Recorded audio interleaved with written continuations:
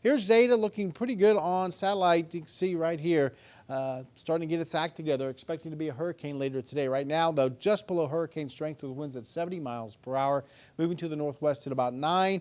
Puts it out into the Gulf of Mexico as we head towards Tuesday. And then Wednesday, it looks like it's going to be working its way across southeastern Louisiana and then up into parts of the southeastern U.S. thanks to that front that's going to be coming through, and then eventually off towards the East Coast. You can see the upper level pattern, this big trough of low pressure slowly kind of grinding its way towards Texas as we head into Wednesday, and then by Wednesday afternoon, it should be enough of a push that sends this storm off into parts of southeastern Louisiana away from us and keep us away from that tropical system.